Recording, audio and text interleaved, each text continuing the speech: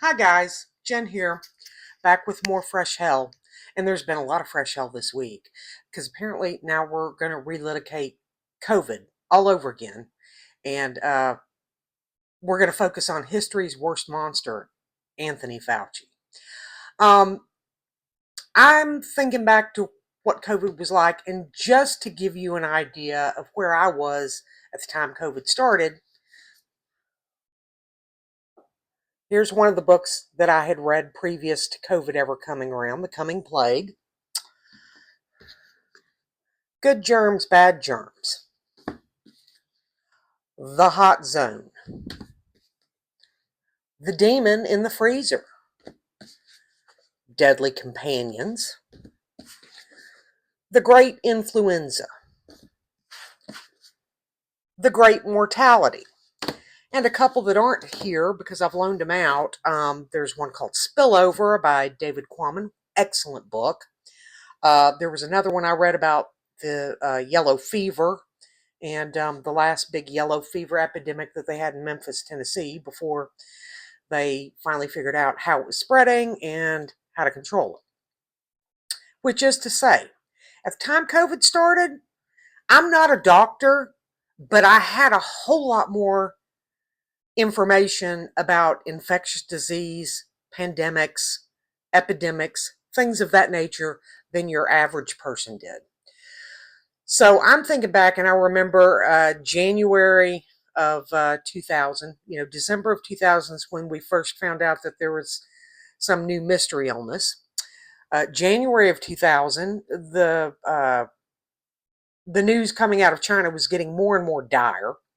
February of 2000, they were building these temporary hospitals, throwing them up within a week because they had so many sick people. And at the time, my niece was in rehab, and I remember a meeting in her hotel room where my sister had come down to visit her. Me telling my sister, it's already here. Okay, we just don't know about it yet because they're not looking for it, but it is already here. So go to the store, get loaded up on everything that you're going to need, and just get ready to buckle down. She didn't do that. I did, though. By the time the lockdown started in March, I already had a freezer full of 2 months worth of cooked meals and a pantry full of food because I knew if we got to that point, and that we would get to that point. Um, my mom at the time, I believe, was 81. And the thing that kept going through my mind was I would never forgive myself if I was to get this virus and pass it on to her and she became extremely ill or, God forbid, died from it.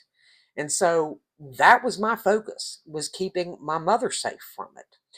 Um, it was a really bad time for our family. My niece was in nursing care. They locked down the nursing home. We were not able to go and see her. And so, uh, you know, I was focused very closely. I remember telling someone online in one of the blog comment sections that I used to frequent, I wonder how this is going to land in a country that has no paid medical leave for a lot of workers, no health insurance for a lot of people. Um, they say it's got a mortality rate of 1%. We're going to have 3 million dead people. And they were saying, no, you're crazy. You're crazy. I was like, guys, I'm getting that from the doctors at Harvard. And this was all pre March lockdowns in 2000. So ahead of the curve. This is not stuff that anything that I knew about infectious disease did not come from a rando on Facebook. It came from reading all of these books because I'm a geek, right? It's something I'm interested in. And so I already knew all about all that stuff. So we had this hearing the other day, and then we've had RFK Jr. on TV being interviewed, and these people saying Fauci lied when he said we needed to keep 6 foot distance. And I remember that there were some things that were said by some of the health officials early on that I questioned. myself. In particular, the whole thing about the 6 foot distancing, because they kept saying, well, we think it spreads the way flu does, with these droplets when somebody sneezes or coughs. But then we got into lockdowns, and you'd go to the store and there wouldn't be anybody sneezing or coughing, and yet people were still getting, at the time that people became aware that they needed to be alert to people coughing and sneezing, everybody was paying attention to that, people were still getting sick. And so I was like, they've got to be wrong about that. It's not spreading just through people coughing and sneezing, because if it was, people would know how they got infected. And there's all these people getting infected and they don't know how it happened. So I knew that was wrong. And of course, as they learned a little bit more, they walked that back. So there is a difference between a lie and an educated guess. An educated guess is just, from what we know from other situations that are similar to this is probably how this works. That's all it is. It's not, we know how it works and this is what's going on. It's, we suspect this is how this is happening. And they ended up being wrong about that. But what's going on now is like they're trying to prosecute or persecute this man for not being psychic. And it's insane. You get something novel in a human being that's never been seen before. And there's all these people melting down because he wasn't psychic and didn't know everything about it already. Well, how are you going to know that if you've never seen it before? I mean, I remember when Ebola first emerged in the 1970s. Nobody had any idea where it came from. It took 40 years before they found out what the reservoir species for Ebola is. It's an African fruit bat. 40 years before they found it in another animal. Ebola had no doubt been around and had been infecting other animals and probably killing some people before the 1970s and flying under the radar without, international doctors or the rest of the world knowing about it. So we got to get over this thing of somebody's to blame for everything that happens, because that's not the case. Things happen that are nobody's fault. I mean, my God, people are going into this thing now where they're trying to accuse the government of engineering weather events, for God's sakes. I mean, that's so stupid that I stopped watching General Hospital circa 1983 because they came up with a plot line where the evil Cassadines had built a machine to freeze Port Charles. And even for a soap opera, that was too dumb for me to continue watching it. And yet now we have people claiming that there's weather machines, and that's what caused all the flooding in North Carolina during Hurricane Helene. And that's what's causing all of these bad weather events. That's what caused the heat wave in DC and the thunderstorms on July 4th. The evil Democrats running their weather machine to mess up Trump's celebrations. It's nuts. That's not happening. Okay, back to COVID.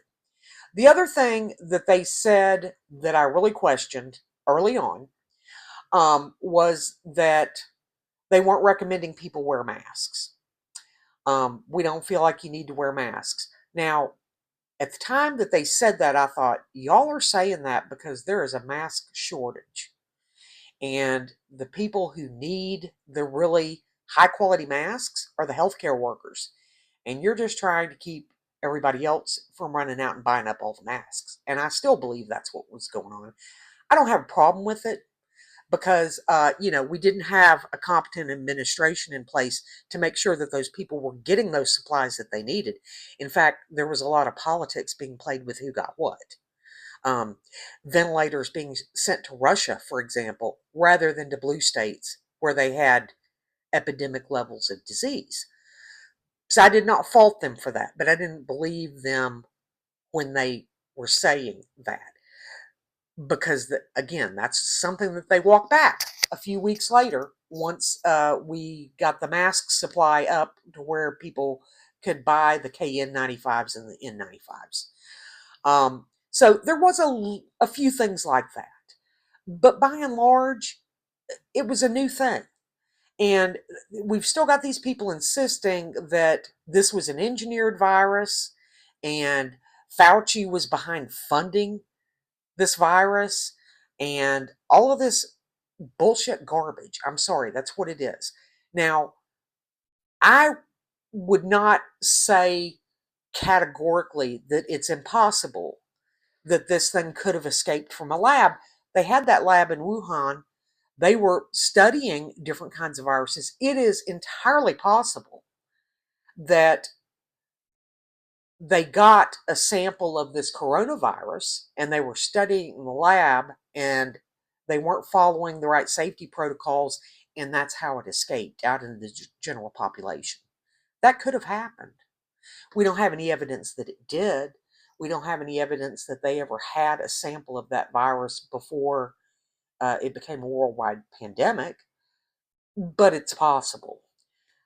As for it being genetically engineered, I don't buy it. And the reason why is, these things, we're finding new viruses all the time. There's Hendra virus in Australia that killed some people, I believe, in the early 90s. Because some horses were eating or grazing beneath a tree where bats roosted. So it came from the bats. There's Nipah virus in Bangladesh and in that part of the world. Very deadly. Again, from bats roosting in coconut trees. Uh, or I'm not sure if it's coconut trees, some kind of a tree where they tap the tree to produce a drink. And so you've got these bats up there. They're hanging upside down and peeing and pooping, and some of it gets into their tap container where they're tapping. There was Machupo virus in the Andes. I'm not sure if it was Peru or if it was Bolivia, but it was in that region that they discovered, I don't know, 40, 50 years ago. Uh, Marburg virus, Ebola virus. These things pop up. They're out there. And it's like that old saying about when you hear hoofbeats, expect horses, not zebras. Same thing here. The most likely explanation is that it came from a natural source and nobody tinkered with the DNA of it or the RNA of it or any of the genetics of it. It just managed to get into people. And once it did and could thrive there and reproduce and spread itself, it did what it does. I feel like that was a huge trauma visited on the entire world that a lot of people have never gotten over. But punishing a health official who was only doing the best he could do with his wealth of knowledge. I mean, I want to remind everybody, this man had 50 years of epidemiological knowledge under his belt at the time this happened. I think he knows better than some rando on Facebook. Honestly, I think he does. I mean, how conceited do you have to be to think that just because you watched a podcast of some nutter ranting about something that you know more than a guy that's been working with it for 50 years? You don't. You don't. And that's a problem that we run into with a lot of things. People who know a little bit thinking that that means they know it all. So that's really all I've got to say about COVID for right now. I still have a lot of problems with a lot of the things that went on during that time. And honestly, I hear people. I've got some next door neighbors, lovely people. I really like them. They're very conservative, but they're very nice people. And she said to me after the really bad phase of COVID had kind of died down, she said to me, well, but they had us wearing masks and doing all this stuff, and it was all just for no point. It didn't do anything. I was like, it was not that big of a deal. And I was like, I don't know about that. Over 1 million people died. That's not nothing, right? And I guess, if it's not a member of your family or somebody that you know, maybe you can think about it that way. But I never allowed myself to think about it that way because I knew that if I didn't take the steps necessary to make sure that I didn't give it to my mother, that I would never be able to forgive myself. And as it happened, 2 years into the darn thing, she gave it to me. That's another story for another day.